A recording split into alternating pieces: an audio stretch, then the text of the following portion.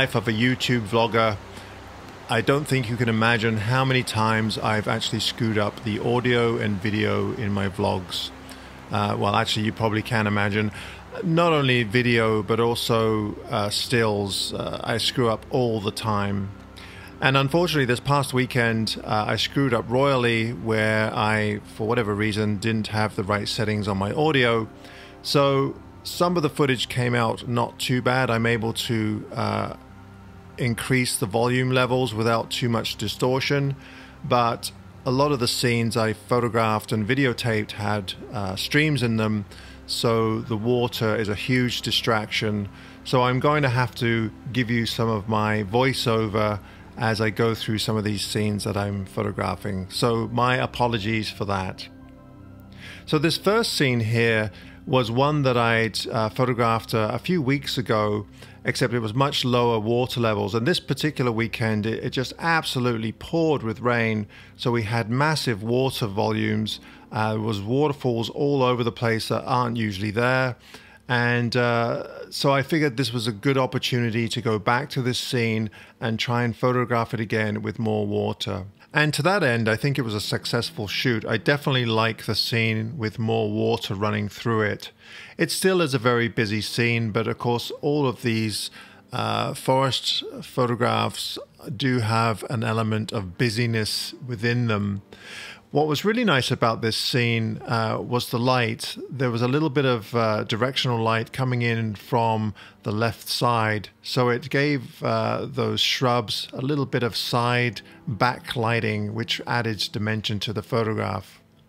Now, as far as processing goes, the stream was very bright because it's white and the background was quite dark. So what I ended up doing was try to subtly lighten up the forest in the background to draw you in and darken the stream in the foreground. And I also added contrast. I darkened it especially in the immediate foreground so that the central portion was much brighter than the outer edges of the frame. And I think to that end I was reasonably successful.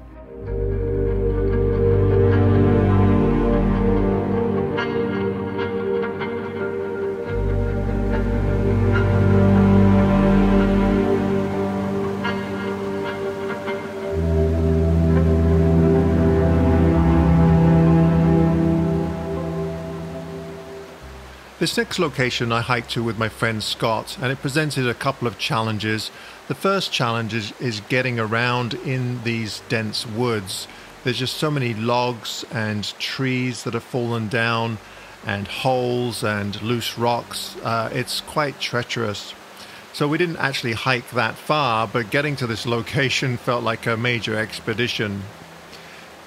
The area itself, again, is the same stream as before, but much higher up Edinburgh Mountain. And again, the challenge photographing here is that there's just so much chaos. But I did manage to find a composition that I'm quite happy with, but we were presented with a few more challenges other than just the chaos of the area. The light was particularly challenging because the sun kept coming through and would create these patches of light within the forest. To the naked eye, they look beautiful, but when you try to photograph them, it just makes the scene that much more chaotic. So I had to wait for the light to change so that a cloud would move in and then it would subdue the light. And then the other problem that I was faced with was the constant breeze running through this area. So what I ended up doing for this photograph is I had to take multiple images or focus stack at a very shallow aperture, 5.6 or f8, and then use a fast shutter speed, but I still had a relatively high ISO as well. So I took several images, focusing throughout the scene, foreground, midground, and background, and then combine them in Photoshop. The most difficult part with focus stacking this scene was if you have any movement in the leaves, which I did have, then sometimes they don't line up too well. So if you have a program such as Helicon Focus, then you'll probably do much better than, say, with Photoshop. Overall, I was really happy with this image because it represents a very chaotic scene in a relatively unchaotic way, if that makes sense.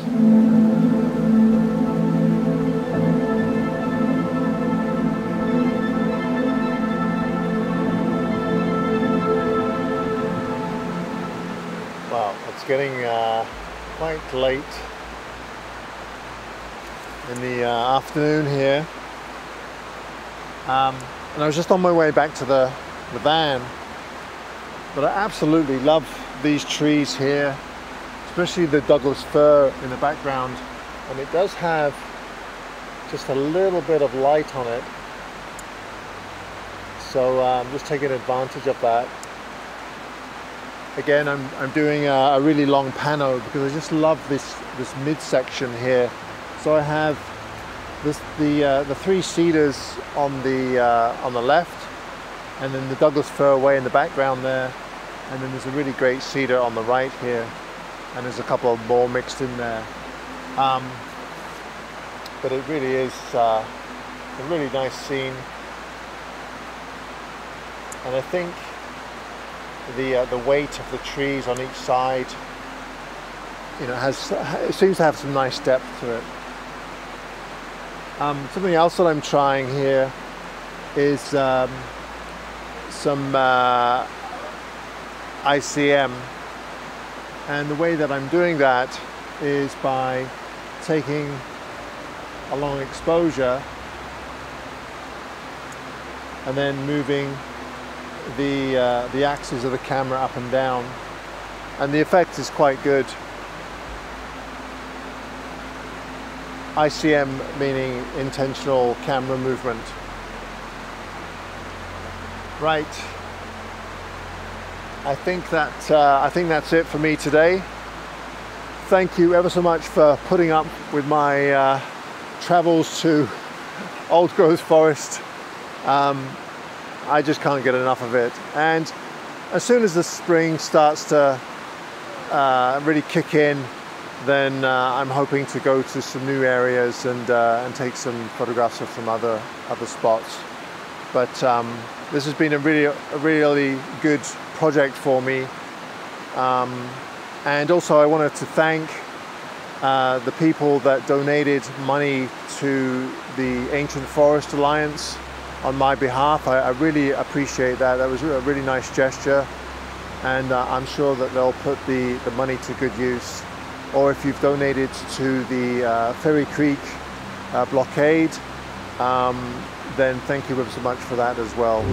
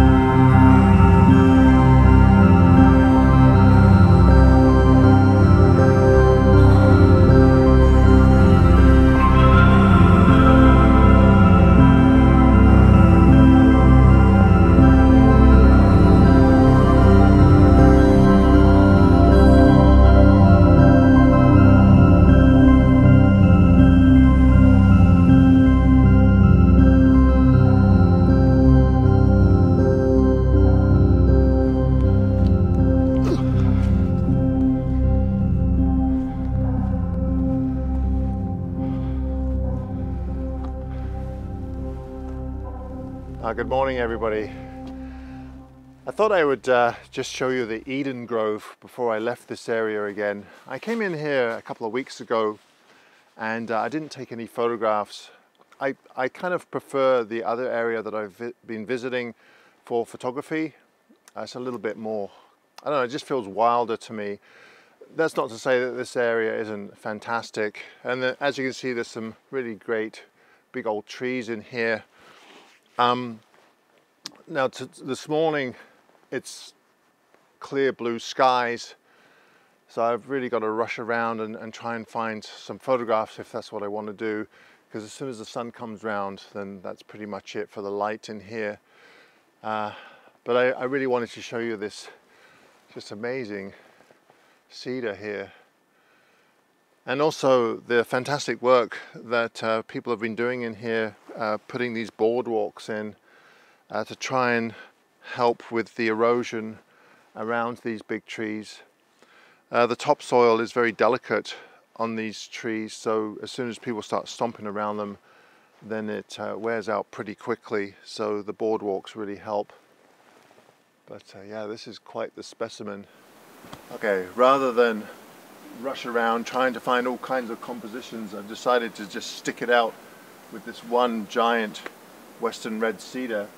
Because as you can see in the background here, the sun is starting to come round, and we're just going to get too many specular highlights and patches of light coming through the forest here.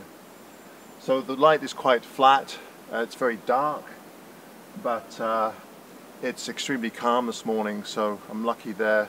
I'm able to get exposures 5 or 6 seconds, no problems. So what I've decided to do is do a really long pano and just show the bottom of the large tree with the boardwalk, and then some of the smaller trees surrounding it to give it a little bit of scale. If I gave it, say, 4x3 or 4x5, then I would be including too much sky and it would just be a big distraction.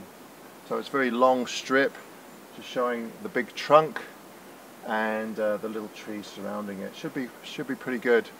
Again, I'm having to focus stack because I just can't get enough depth of field, especially with the salal in the foreground on the right side, and then of course the tree in the background. I want everything to be sharp, so I'm taking several images and just focusing throughout the frame.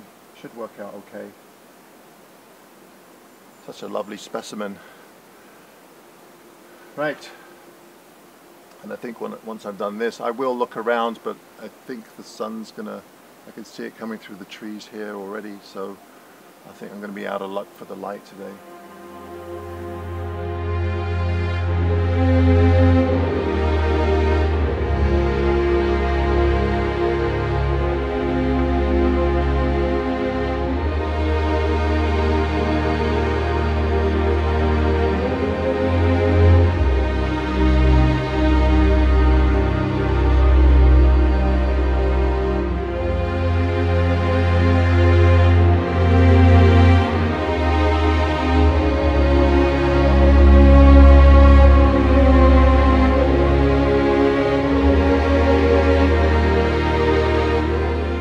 Once again, thank you ever so much for watching this week's video. My apologies for the audio. I promise that I will try harder next time.